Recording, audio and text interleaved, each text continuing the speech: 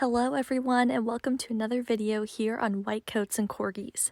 Today I'm going to show you a clip from the Premed Experience, which is a free event I created and hosted back in March 2023. The goal of this event was to connect pre-med students with admissions experts and make their advice a little bit more accessible. We talked with admissions committee members, deans of medical school admissions, and MCAT tutors. Today's clip is from our very last session of the day called Real Truth with Real Medical Students.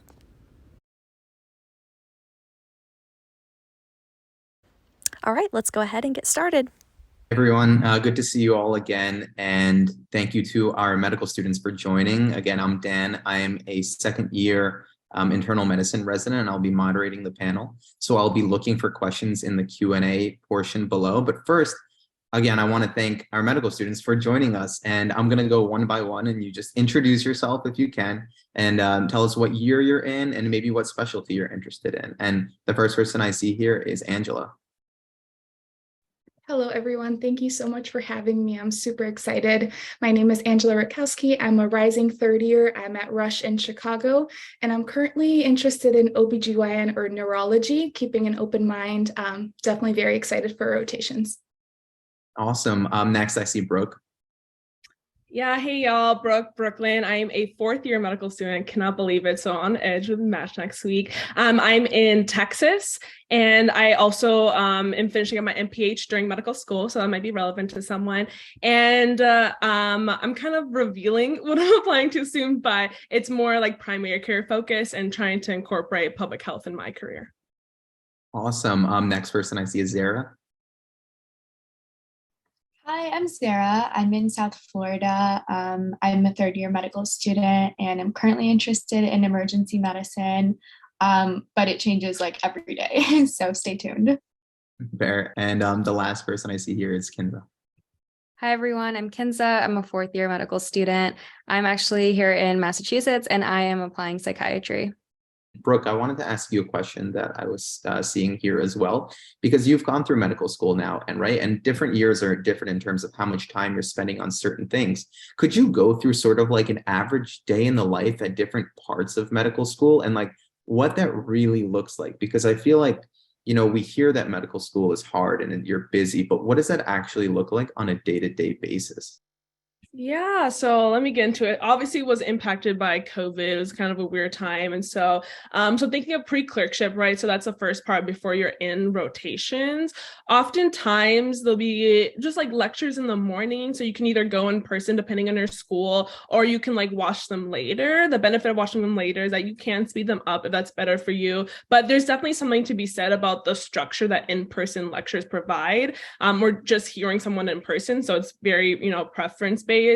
From there, I felt like my school, like I had anatomy the first semester. So our first semester was like very, very packed. And so it felt like I was basically on campus the whole time. There definitely was like a misery loves company energy because you just had a lot of allocated areas for your fellow students. And so we'd kind of just work together or work alongside one another. Often would go like watch anatomy videos to prepare a study, go to anatomy lab.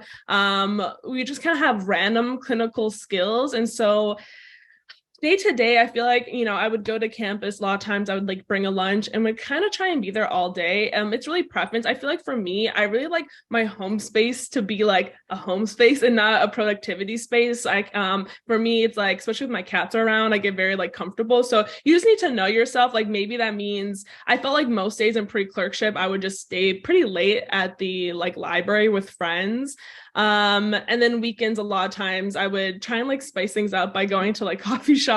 But a lot of times I would go to the library again, also to like save money because coffee costs money. And so in clerkships, it really just depends on the rotation. I will say I felt like clerkships is one of the hardest times just because you are there in person and navigating that while also needing to study for shelf exams. And so, oftentimes you were, at the hospital most of the day, and you come home, you kind of have to study. The best time to really ensure that you have some free time is to really front load things as much as possible. You're going to be so tired from the prior rotation that it's really tricky. So a lot of, I feel like, ensuring that you have free time in medical school is kind of like looking into the future and kind of doing things not because you necessarily need to right in this moment, but because you want that peace of mind and free time later on.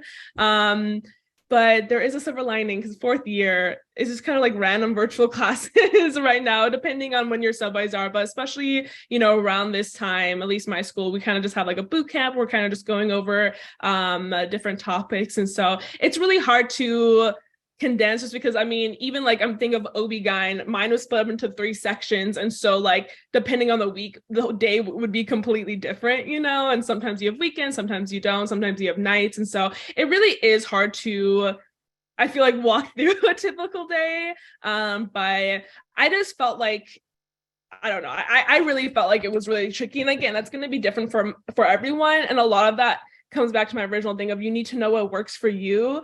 And because sometimes self-care honestly looks like getting ahead of your studies so you have that Sunday morning to just like vibe out with some candles and stuff like that, so it can look a little different, but it takes a lot of like thinking ahead.